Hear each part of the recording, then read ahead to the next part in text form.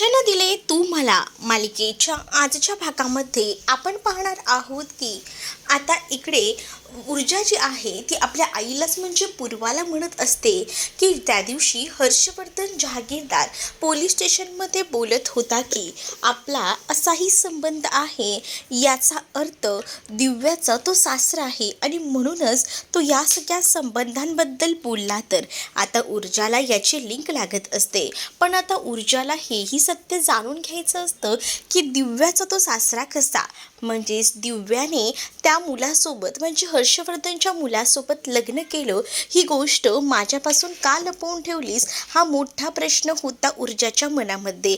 पण पूर्वा या सगळ्या गोष्टी सांगू पाहत नव्हती, ती शांत होती. दुसरीकडे आता दिव्या जी आहे ती मात्र या सगळ्या गोष्टीची मजा घेत असते.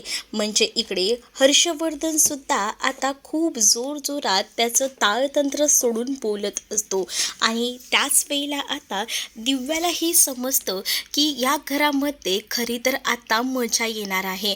म्हणजेच हर्षवर्धन जहागीरदारने जे काही सुनावलं आहे ते एकदमच भारी आहे. आणि तेव्हा हे सुद्धा तिला कळलेलं होतं की ऊर्जाने पद्माची केस घेतलेली आहे, याचा अर्थ आता या घरातल्यांना आपण वटणीवर आणू शकतो, कारण ऊर्जा ही आपली बहीण आहे आणि ऊर्जाला आपण आपल्या पद्धतीने हँडल करू शकतो. या गोष्टी आता कळून चुकलेल्या असतात. आता इकडे हे सगळं तीर्थाला सुद्धा समजलेलं असतं आणि त्यामुळेच ना आता तीर्था समोर येते आणि तीर्था जी आहे ती मात्र आता म्हणू लागते की काय बोललात बाबा, म्हणजे हे सगळं असं आहे का? म्हणजे तरीच मी विचार करते की विक्रांत गेले 2 दिवस झाले मला कॉन्टॅक्ट का करत नाही आहे, आणि ह्याचं कारण मला आता कळतंय, त्याने एवढा मोठा गुन्हा केला आहे. मग आता हर्षवर्धन या सगळ्या गोष्टीसुद्धा आपल्या मुलीपासून लपवत असतो. खरं तर विक्रांतची या सगळ्यात चूक आहे, पण ह्यांच्या घराची इब्रत आणि या सगळ्या गोष्टींसाठी तो आपल्या मुलीच्या सुखाचाही विचार करत नसतो की विक्रांतसारखा जावई आपण करावा की नको. पण त्याला आता फक्त त्या विक्रांतला या सगळ्यातून बाहेर काढायचं असतं आणि त्यासाठी तगमग सुरू असते आणि एक वकील म्हणून फक्त तो या दृष्टिकोनाने विचार करत असतो. तीर्थाला मात्र आता या सगळ्याचं टेन्शन आलेलं असतं की कशा या सगळ्या गोष्टी ज्या आहेत त्या सॉर्ट आऊट करायच्या, कारण आता तीर्थालाही सत्य कळलेलं असतं, त्यामुळे तीर्थाला भयंकर असा राग आलेला असतो. दुसरीकडे मात्र आता या सगळ्या गोष्टींसाठी जिम्मेदार जे आहे ते खरं तर ना या विजयालाच ठरवलं जात असतं. म्हणजे विजयाने तिला का सोडलं, तिला सोडायला नको होतं.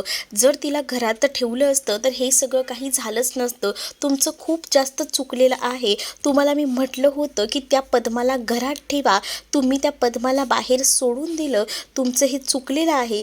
जर मी सांगितलेल्या गोष्टी तुम्ही फॉलो केल्या असत्या ना तर आज ना पद्मा आपल्या मुठीत असली असती. पद्मामुळे मी ही केस जिंकू शकलो असतो. आता सगळंच अवघड होऊन बसलंय. आपल्या घराण्याचं नाव आता वेशीवर टांगलं जाणार आहे. या सगळ्या गोष्टींचा जरा विचार करा, असं देखील आता विजयाला खूप जोरजोरात ओरडून हर्षवर्धन बोलत असतो. त्याच वेळेला शौर्यला खरं तर त्याच्या वडिलांचा खूप जास्त राग येत असतो, कारण ना हर्षवर्धन जे आहेत ते तोंडाला येईल ते बरळत असतात. ते विचारही करत नसतात की त्या सगळ्या परिस्थितीमध्ये ते काय बोलत आहेत आणि काय नाही. त्यांना फक्त एकच हवं असतं, ते म्हणजे त्यांना त्यांची ती केस जिंकायची असते आणि त्या केस जिंकण्यासाठी ते कोणत्याही थराला जायला तयार असतात. तर दुसरीकडे मात्र शौर्यसुद्धा आता त्याला ही सगळी हिस्ट्री माहिती असते, पण त्याला ना खास करून जास्तीची माहिती जी आहे ती आता हर्षवर्धन कडून कळत असते. इकडे मात्र आता दिव्याला या सगळ्या गोष्टीचा आनंद झालेला असतो की घरात माझ्याशिवाय बाकी इतरांना सुद्धा आज ओरडा मिळालेला आहे. म्हणून ती आदित्यला सांगत असते की तू आज असायला हवा होतास, आज तर खरंच मजा आली. तर आदित्य तिला म्हणत असतो की नेमकं काय झालं आहे. अरे आज घरात ना खूप जास्त भांडणं झाली आणि ती भांडणं बघायला तू असायला हवा होता. आईला आज खूप बोललेत बाबा आणि तेव्हा कुठे मला बरं वाटलं, नाहीतर या घरात घालून पाडून फक्त या मलाच बोलायचे. आणि आज जी काही भांडणं झाली आहेत ना ती तर एकदम भारीच झाली. पण आता या सगळ्यामुळे ना माझा एक फायदा झाला आहे. आता या सगळ्यांना नाही माझ्या पायाशी झुकवलं ना तर बघ आता मी काय करते ते, असं देखील आता ती म्हणत असते. आणि जेव्हा या सगळ्या गोष्टी ती बोलते ना तेव्हा मात्र आता तिला आदित्य बोलतो की नक्की तुझ्या डोक्यामध्ये काय सुरू आहे ते तरी मला सांग. पण आता ती त्या गोष्टी सांगायला तयार नसते. तिला मुद्दामूनच आदित्य विचारत असतो, पण आदित्यला ती म्हणते की असं सांगून उपयोग नसतो ना. ज्या काही गोष्टी आहेत त्या ठरवून कराव्या लागतात आणि जेव्हा आपण ठरवून करतो ना तेव्हाच त्या गोष्टी समजतात. मग आता या सगळ्या गोष्टींना आता ती त्याला टोमणे मारतच बोलत असते. पण आदित्य म्हणतो की कुठे जाणार आहेस, घरात निदान सांगून तरी जा. तुला तर माहिती आहे ना, घरात जर सांगून नाही गेलीस तर नाही मला काही परवा पडत नाही, पण जेव्हा मी रिटर्न येईल ना तेव्हा सगळेच घरातले माझ्या नाही ना पाया पडले तर बघ. दिव्याला लय मोठा कॉन्फिडन्स असतो म्हणून दिव्याने आदित्यला हे भलं मोठं सुनावलेलं असतं. आणि त्यानंतर मात्र आता दिव्या तिकडनं जायला निघते. इकडे आता तीर्था आपल्या रूममध्ये असते आणि तिला ना खरं तर आता विक्रांतचा राग येत असतो. म्हणजे विक्रांत हे कॅरेक्टर इतक्या खालच्या पातळीचा आहे, म्हणजे मला असं वाटलं होतं की तो चांगला मुलगा असेल, पण जर त्याने खरंच हे सगळं काही केलेलं असेल तर मला नाही करायचं आहे असल्या मुलासोबत लग्न, कारण मी नाही करू शकत. जर सेल्फ रिस्पेक्ट आहे मला माझा आणि मी काही झालं ना तरी असल्या मुलासोबत लग्न करूच नाही शकत. मग तेव्हा मला घरच्यांच्या विरोधात जावं लागलं ना तरीही चालेल, मला नाही करायचं हे लग्न, असं कॉन्फिडन्सली तीर्था बोलत असते. त्यावर मात्र आता तिला शौर्य म्हणत असतो की तीर्था मला कळते तुला काय होतं इथे, पण मी आहे तुझ्यासोबत कायमच आहे, तू काळजी करू नकोस. तुला असं वाटत असेल की हा दादा तुझ्यासोबत नाही आहे, पण असं समजू नको. अख्खं कुटुंब जरी तुझ्या विरोधात असलं ना तरी हा शौर्य दादा तुझ्यासोबत आहे, तुझं लग्न मी नाही होऊ देणार, असं देखील शौर्य आता इथे असणाऱ्या तीर्थाला सांगत असतो. त्यामुळे तीर्थालाही बरं वाटतं की आपल्या पाठीशी उभा आहे म्हणून. त्यामुळे तीर्थासुद्धा एकदम शांत असते आणि तिला बरं वाटत असतं.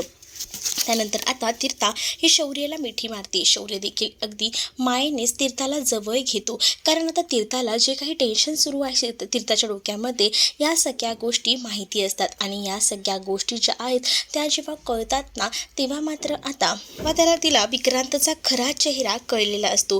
विक्रांत कसा आहे काय आहे या सगळ्या गोष्टी कळलेल्या असतात आणि त्यामुळेच आता या सगळ्या गोष्टी जेव्हा कळतात ना तेव्हा मात्र आता तो विक्रांतबद्दल बोलत असतो आणि म्हणत असतो की बघ या सगळ्या गोष्टी खऱ्या असतील ना तर मीही तुझ्यासोबत आहे, जर या गोष्टी खऱ्या असतील तर मीही तुझं लग्न त्याच्यासोबत लावून देणार नाही आहे, असं देखील शौर्य आता उभं राहून तीर्थाच्या मागे बोलत असतो. इकडे मात्र आता शौर्याच्या डोक्यामध्ये विचार सुरू असतात, कारण आता ही केस असते आणि उद्या ही केस रंगणार असते आणि घरात हे असं वादावाद सुरू असतात.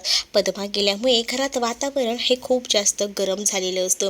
दुसरीकडे मात्र प्रभाकर आणि त्याचसोबत इथे शौर्याची काकू यांचीही भांडणं होत असतात. आता घरात खरंच ना काय चाललंय ना कळत नाही आहे मला, मुळात येत ना ह्या गोष्टी पटतच नाही आहे की कशाला हे सगळं हे स्टंटबाजी, असं देखील आता ती म्हणत असते काकू. पण त्यावेळेला प्रभाकर ओरडतो आणि म्हणतो की तू ऐकलंच नाही का हे सगळं काय आणि कशा पद्धतीने चाललं आहे.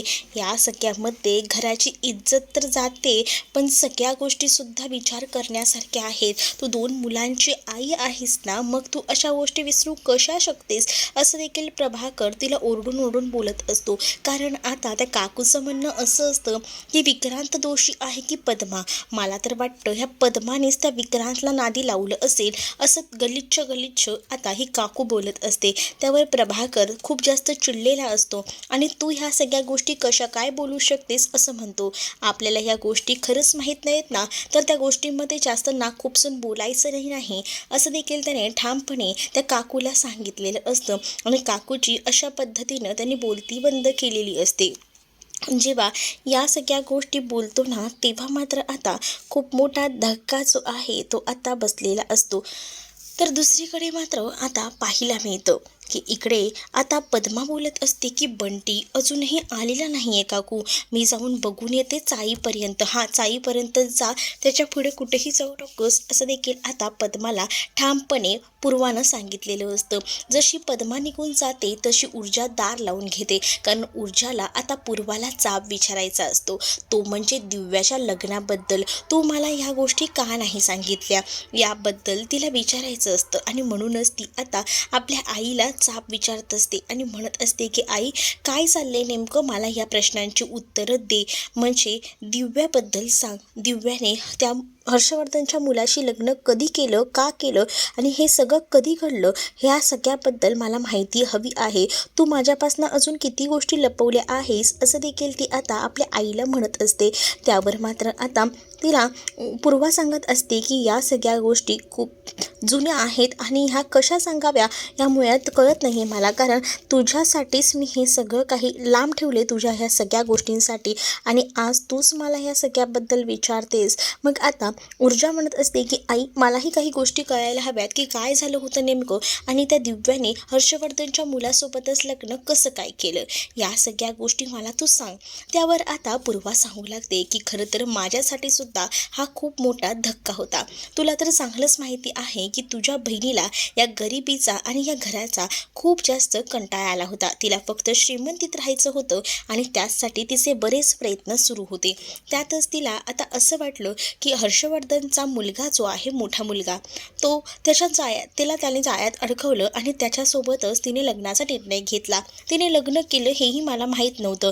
मंदिरात तिने लग्न केलं आणि त्यानंतर ती अचानक माझ्याकडे आली आणि तिने तेव्हाच मला हे सगळं सत्य सांगितलं. जेव्हा तिने मला हे सगळं सांगितलं ना, तेव्हा मला खरं तर खूप मोठा धक्का बसला होता.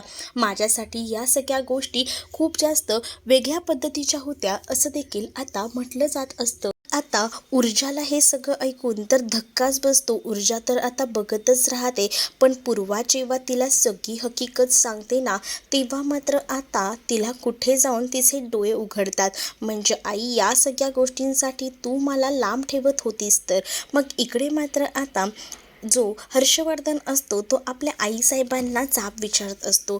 तुमच्यामुळे हे सगळं झालेलं आहे. तुम्ही त्या पद्माला ढिलं सोडलं आणि त्या पद्माने एवढं सगळं काही केलंय. अरे मग या सगळ्या गोष्टी ज्या आहेत त्या आधी तू मला सांगू शकत होतास. मग का नाही या सगळ्या गोष्टींबद्दल तू आधी मला बोललास? या सगळ्या गोष्टी लपवल्या आहे आणि या सगळ्या गोष्टींमधून तुला करायचं काय आहे साध्य?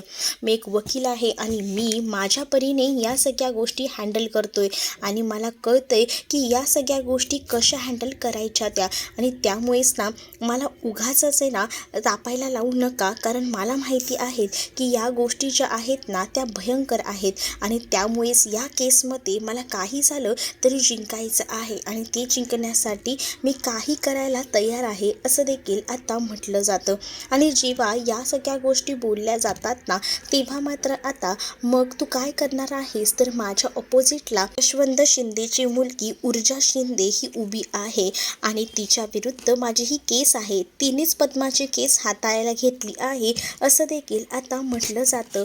या सगळ्या गोष्टी जेव्हा बोलल्या जातात ना, तेव्हा मोठाच धक्का इकडे मात्र असणाऱ्या या शौर्याला सुद्धा बसलेला असतो आणि शौर्याला सुद्धा आता या सगळ्या गोष्टी क्लिक होत असतात की नेमकं काय आहे ते. आणि जेव्हा या सगळ्या गोष्टी कळतात ना, तेव्हा त्यालाही धक्का बसतो आणि हर्षवर्धनने आता वचन घेऊन ठरवलेलं असतं की काही झालं तरी सुद्धा या सगळ्याला सामोरं जायचं आणि ही केस जिंकायची, कारण त्याच्यासाठी कोणतीही केस जिंकणं ना एकदम असं डाय हात का खेळ आहे ना असंच म्हणायला हरकत नाही, कारण त्याने बऱ्याच अशा केस जिंकलेल्या आहेत आणि त्यातून त्याने मार्गही काढलेला आहे आणि तसंच त्याला ह्या केसबद्दलही वाटत असतं की ही केसही तो आता अशीच जिंकणार आहे.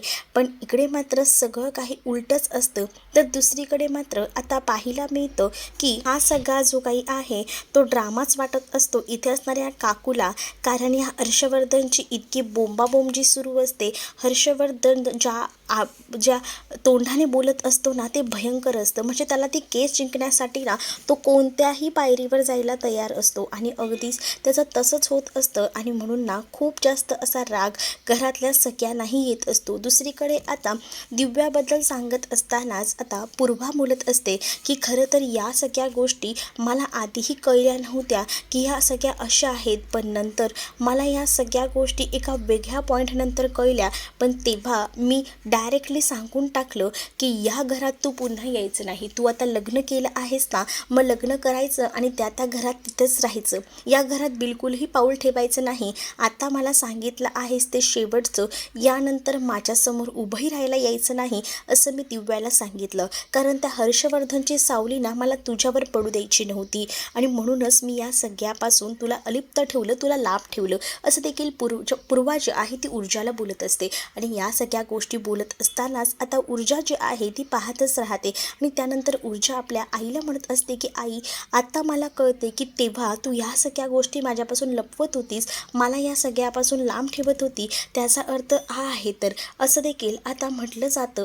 आणि जेव्हा ह्या सगळ्या गोष्टी बोलल्या जातात ना, तेव्हा मात्र आता तिच्या आईलासुद्धा कळत असतं की खरंच आपली मुलगी आपल्याला किती समजून घेते. पण आता दिव्या जी आहे तिला मात्र मी ह्या घरात उभंही करणार नाही आहे असं देखील आईनं ठरवलेलं असतं. पण ही दिव्याच आता इकडे यायला निघालेली असते आणि जेव्हा दिव्या इथे यायला निघालेली असते ना, तेव्हा मात्र आता ऊर्जा ही ओळखून असते की दिव्या काय चीज आहे आणि तिला आता उभं करायचं की नाही. पण दिव्याच्या मनात तर खूप मोठा कॉन्फिडन्स असतो आणि तिला असं वाटत असतं की या घरात आहे ना आपल्याला बरोबर ते चांगली संधी मिळणार आहे आणि ऊर्जा ही आपली लहान बहीण आहे म्हटल्यावर आपण तिला कसंही गोत्यात घेऊ शकतो आणि कसंही काही करू शकतो हेही आता माहिती असतं. तर पुढील भागामध्ये आपल्याला पाहायला मिळतं की आता हर्षवर्धन निघालेला असतो आणि जेव्हा हर्षवर्धन निघतो ना, तेव्हा मात्र त्याचा विजय औक्षण वगैरे करत असते. हर्षवर्धन म्हणत असतो की मी माझ्या बळावर ही केस जिंकत असतो. दुसरीकडे दिव्या ही ऊर्जाच्या घरी गेलेली असते आणि ऊर्जा तिला दारातही उभं करत नाही, तिला आता तिकडनं हकलवून देते आणि तिला म्हणत असते की तू इथून निघून जा, तुला माहिती आहे ते हर्षवर्धन जहागीरदारनेच पाठवलं आहे आमच्याकडे गुलामी करायला, पण तुला आम्ही आता उभं करणार नाही आहे, चालती हो. तुला ती पद्माला डायरेक्ट आल्याला विचारत असते की पद्मा कुठे आहे, कारण तिला पद्माला घेऊन जायचं असतं. काय कॉन्फिडन्स आहे रे, वा रे वा, खतरनाक कॉन्फिडन्स घेऊन दिव्या आली होती, पण तिचा मात्र ऊर्जानं पोपट केलेला होता. त्यामुळे आता तिकडनं निघावं लागतं. आता केसचा दिवस असतो आणि केसचा दिवस असतो आणि त्यामुळेच आता जेव्हा केसचा दिवस असतो ना, तेव्हा पूर्ण तयारीनिशी ऊर्जात कामाला लागलेली असते आणि ऊर्जा जेव्हा निघत असते तेव्हा ती आपल्या बाबांचा आशीर्वाद घेते आणि त्यानंतर मात्र ती आता बाहेर पडते आणि जेव्हा ती बाहेर पडते तेव्हा तिला शौर्य तिथे आलेला दिसतो आणि शौर्य आल्यामुळे तिला आता अजूनच बरं वाटतं. तर शौर्य हसून हसून तिला आता घेऊन चाललेला असतो. तर तुम्हाला हा भाग कसा वाटला आहे कमेंटमध्ये सांगा आणि अशाच नवनवीन भागांसाठी आपल्या चॅनललासुद्धा सबस्क्राईब नक्कीच करा. चला तर मग भेटूया पुढच्या भागामध्ये. तोपर्यंत टाटा बाय.